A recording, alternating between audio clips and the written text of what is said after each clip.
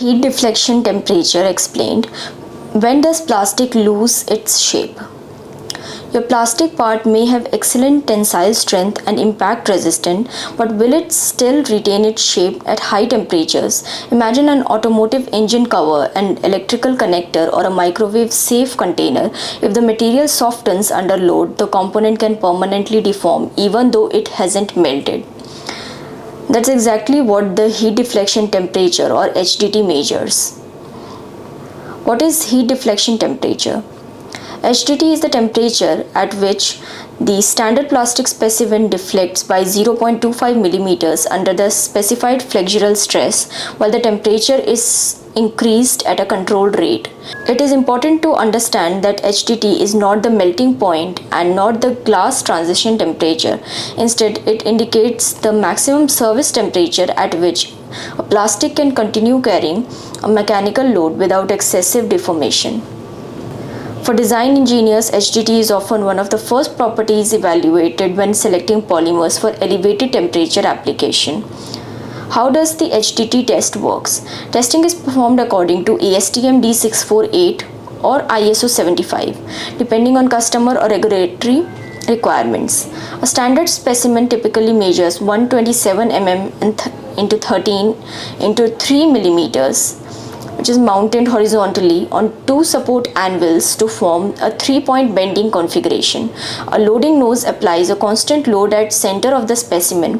The applied load is selected to generate one of two standard flexural stresses specified in ASTM D648. 0.455 MPa commonly used for lower stiffness materials and 1.82 MPa used for engineering plastics and structural polymers.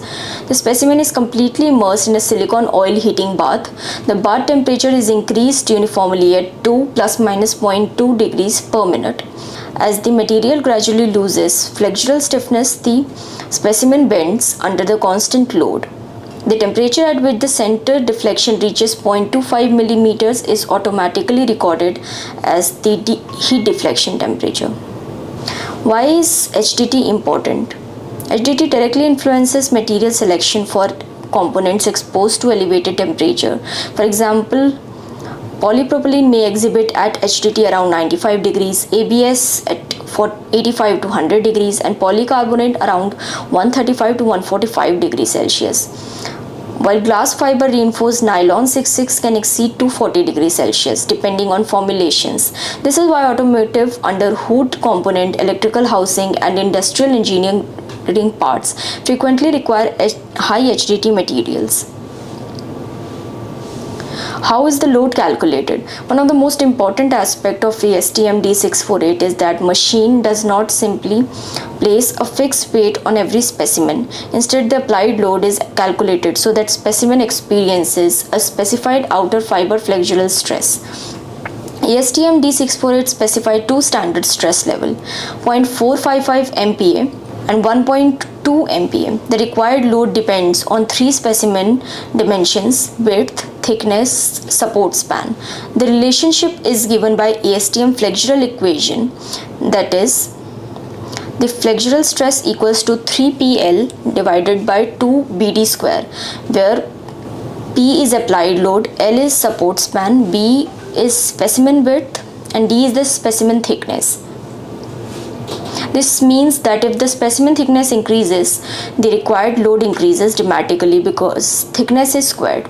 Similarly, changing the specimen width also changes the required loading weight. For this reason, ASTM compliant HDT tester either provide calibrated loading masses for standard specimen or automatically calculated the required load after entering the specimen dimensions.